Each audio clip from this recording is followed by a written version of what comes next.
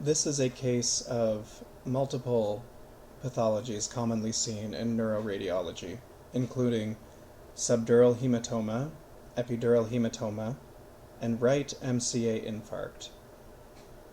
In this tutorial video, I will go through the vignette that was provided for you at the start of the case. I will outline an approach to CT head interpretation. I will apply this approach to some of the images that were provided to you in the case file, and then we will go through the post-module quiz questions together. An 89-year-old male presented with head trauma after he slipped and fell on his boat dock. He did not lose consciousness. He endorsed a history of moderate headache. Past medical history is significant for aortic valve replacement performed 10 years ago, for which he is on warfarin. Laboratory investigations are pending. So in this patient, he is an older male presenting after head trauma, for which he is already anticoagulated. So this patient is at increased risk for a bleed following a trauma. So that would normally prompt the clinician to order a CT head. So there are different approaches to interpretation of radiology studies. This is one that I'm outlining for you, but different people have different ways of analyzing the images. What's important is that once you find a search pattern that you're comfortable with, it's to be systematic and do it the same way every time. So the first thing, and I cannot stress this enough, always check your scout images. That can help you get a lay of the land, and you might find a pathology on these scouts that could guide your eye to an area more carefully. For instance, if on the scout you notice that there's a cortical breach in the temporal bone, it could prompt your brain to look for something like an epidural hematoma, which is often a result of a temporal bone fracture resulting in laceration of the middle meningeal artery. We'll talk more about that at a later time in this video. So once you've checked your scout images, then the actual cross-sectional data will start to come up in the file, and you'll want to assess for blood. So look for any blood in the extra-axial spaces. So for instance, look for a subdural hematoma, epidural hematoma. You can assess for subarachnoid hemorrhage, and look for intraparenchymal hemorrhage. Then you want to look at the brain parenchyma itself. You want to look at symmetry of the gyri and sulci, make sure that there is no sulcal effacement. You can assess for midline shift and gray-white matter differentiation. Then you want to make sure that the cisterns are patent and that there is no blood or abnormality collected in there. And then you would want to assess the ventricles to make sure that there is no increase in ventricular caliber or hydrocephalus. You want to make sure that there is no asymmetry of the ventricular system to suggest that there is any kind of mass effect going on in the brain. Then you would want to put on your bone windows and assess the different osseous structures that are imaged. And lastly, you can put on your soft tissue windows and look for something like a scalp hematoma.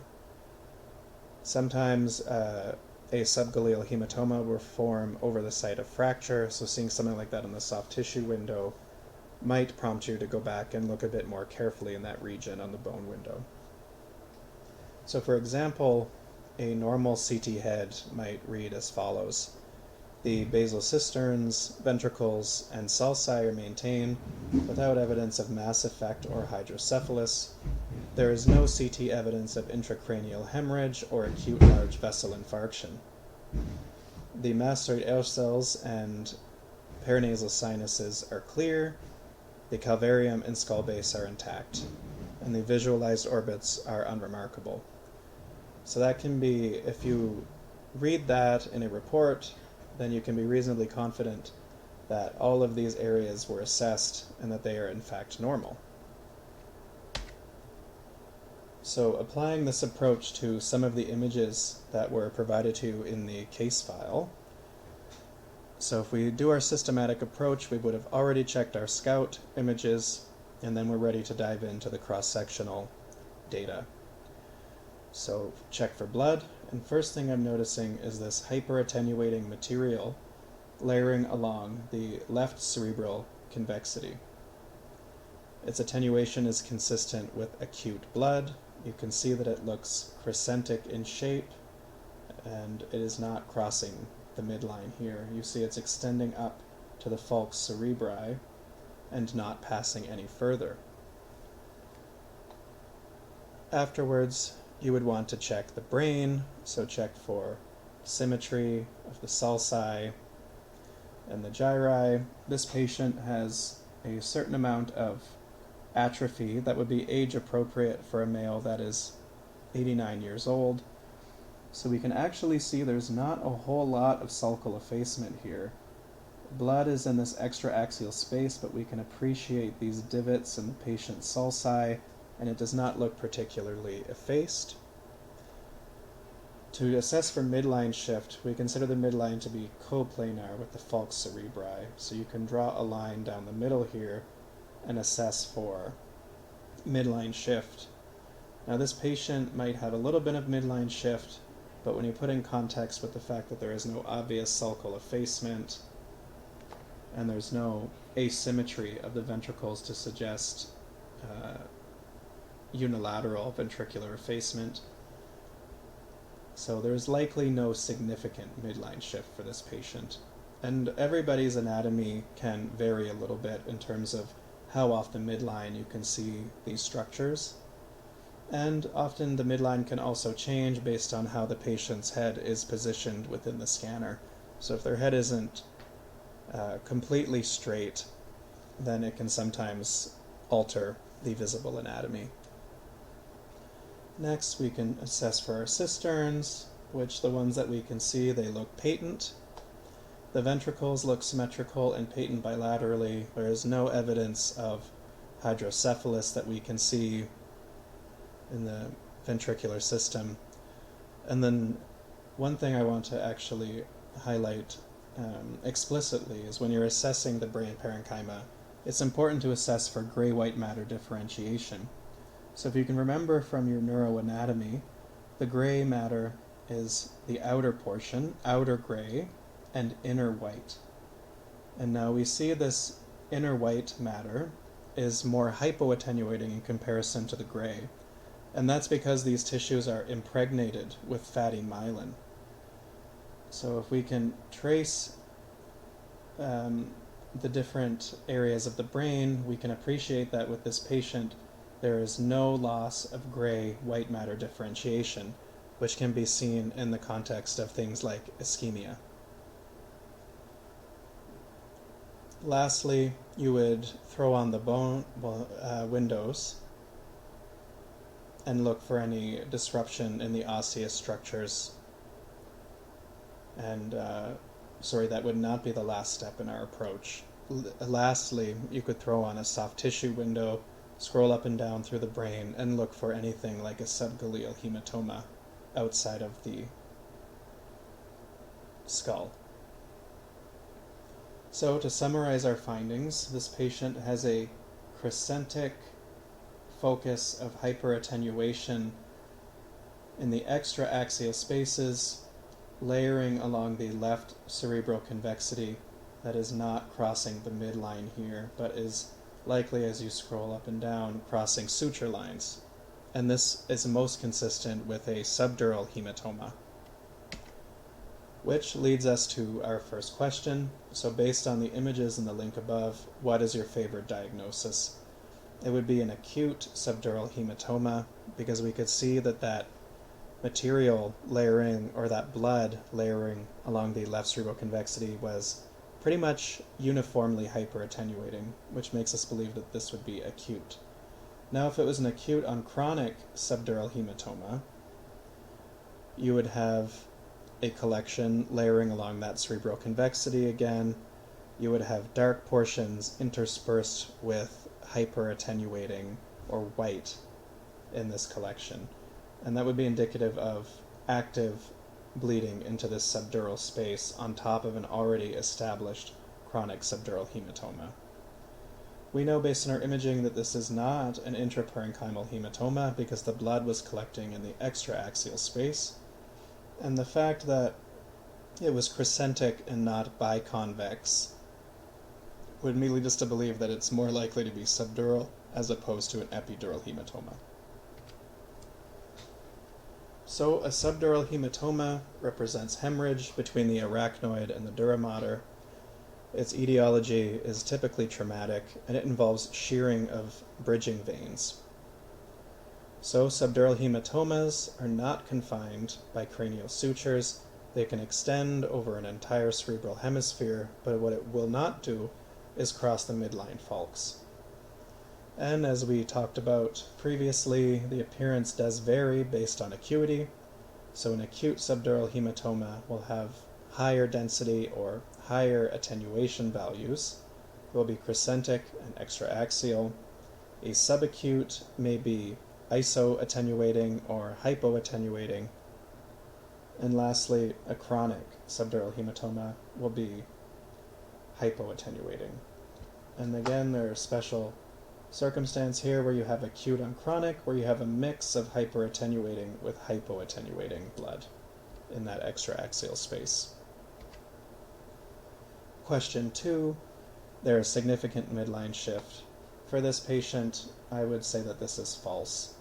Granted, it might be a little bit off midline, but when you put all of the other findings in context, where you don't really see much sulcal effacement, you're not seeing obliteration of the outer gray and inner white matter, and the fact that this patient does have some atrophy was likely protective. So it takes a little bit more blood in an elderly patient with more brain atrophy before you can really start to see the mass effect on a radiology study. So for this patient, the answer would be false. And this is more of an example of a more severe midline shift, which is a good marker of raised intracranial pressures. And like I mentioned before, the midline is assumed to be coplanar or in line with the falx cerebri. So what you do is you'll draw a line here, and then you'll draw where the midline of these structures are, and you measure that distance to give you midline shift. Question 3. If this patient was right-hand dominant and presented with left-sided weakness and aphasia, what might you expect to find on an unenhanced CT scan? So this clinical picture should make you think of a right MCA syndrome.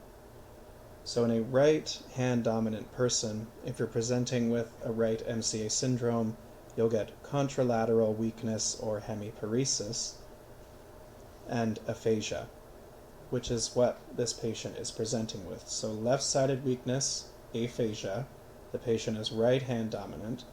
It makes you think of a right MCA syndrome, or right MCA infarct. So loss of gray-white matter differentiation can commonly be found with brain ischemia, but you would not expect to find it within the left parietal lobe. It would be more expected to be in the right parietal lobe by convention of the fact that it would be the right MCA that would be occluded. A right basal ganglia hemorrhage would not present with the classic right MCA syndromes that this outlined in this question stem. A dense basilar tip sign is indicative of an intraluminal thrombus within the basilar artery, and that is more indicative of a posterior circulation infarct, and this is actually a neurointerventional emergency, because if you don't treat it in an expeditious fashion, you can end up with a brainstem infarct, which can lead to rapid deterioration and death. What you do expect to see is D, a dense right MCA sign, and what that represents is an intraluminal thrombus on the unenhanced CT scan. And then on angiogram, this dense right MCA vessel would demonstrate an associated filling defect. And this is an example here. This is not provided in your imaging file as the patient presented with a subdural hematoma. So what you're seeing here is this dense vessel.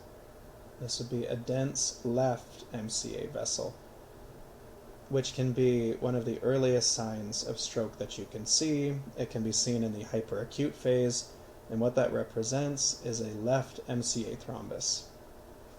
Now over here on the right, we'll contrast this segment outlined in a black circle with this segment here. So here we have the insula or insular ribbon, and we can appreciate this outer gray matter and inner white matter on both sides.